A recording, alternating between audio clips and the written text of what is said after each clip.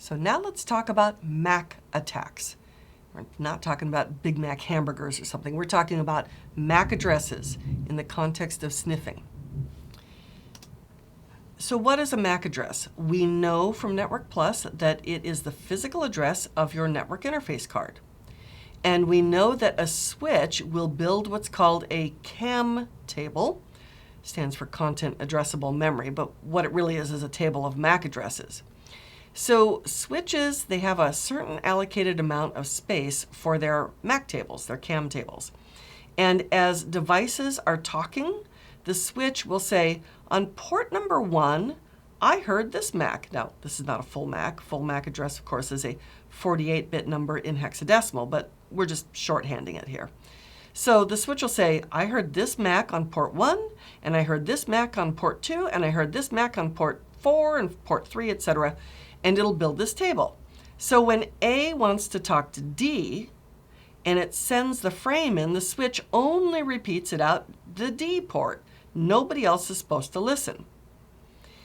So the switch stores this, mapping physical port numbers with associated MAC addresses. And something beyond the scope of our particular discussion is it can also map it to particular VLANs, which are just groupings of switch ports.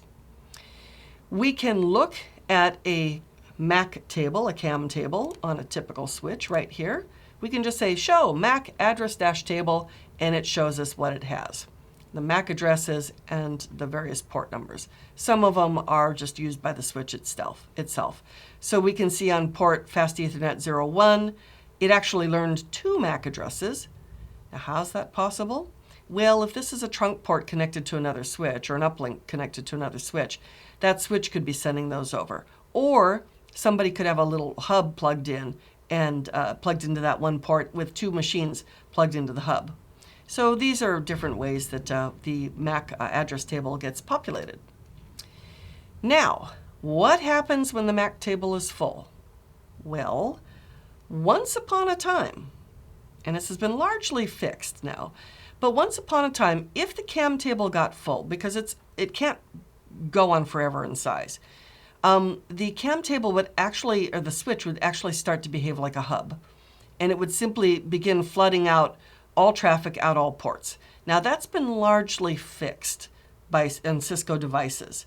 But what will happen is that it will start aging out entries really, really fast and replacing entries with the bogus stuff. So you could do an attack that causes a CAM table of different switches to be filled, because the switches will also forward ARP requests to each other, and we know this from our various networking classes.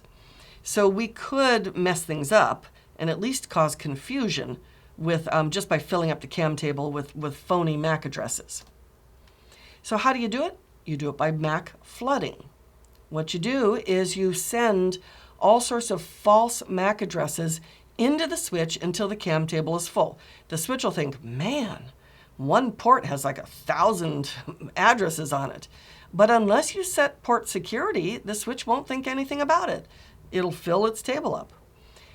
In the older switches, the ones that are unpatched, it'll cause the switch to act like a hub and flood all packets out, all ports, except the one it heard it on, which then allows an attacker to easily sniff traffic. That's the old way of doing things. Probably you have been patched up so that that doesn't work anymore. You can try it, but probably your Cisco switch won't do that anymore. So here's another thing we could do. We could do what's called switch port stealing. We use MAC flooding to sniff the packets.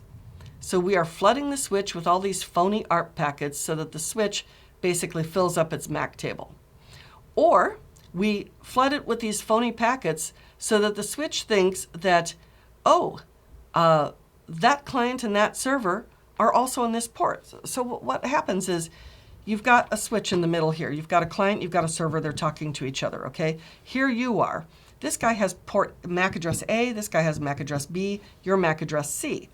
The switch knows that A is here, B is here, and pass the traffic. The switch also knows that C, you are here. If you send phony ARP replies saying that you're also A and B, the switch will think A is here, B is here, A, B, C are here. So it will, as these two guys talk, it will also repeat the traffic to you. That is a really common thing to do. And so we don't have to necessarily flood, but we do have to send in phony packets, or ARP frames is usually how we do it, is with ARP. So anyway, the attacker and the target host packets will they'll compete with each other, causing the switch to constantly change binding between ports. However, all it will do is it will just simply add multiple entries to the CAM table, really. So you could have packets going to the target host that will be redirected to our switch port, as well as to them. I mean, you'll get a copy as well as they will get a copy. So in this way, we could steal the switch port, if you will, by using phony ARP requests and phony ARP replies, basically. Now, you have to keep on putting in the phony replies and the phony ARP packets. Otherwise, the switch is going to age out the bogus entries in just a couple minutes and stop delivering to you. How do we defend against this MAC attacks? Well, we have to set up port security. Take a Cisco class, a CCNA class, you'll see how to do it. The short answer is you configure switch ports to only accept one MAC address and make it a particular MAC address, no others. Somebody tries to put in more than one MAC or use a MAC address that's wrong, that port shuts down, or at the very least gets logged so that you are alerted. So we can use port security. This will limit the MAC flooding, but you have to do it. It's not done by default. So that leads us up to the very next concept, taking this to an attacker level using ARP poisoning.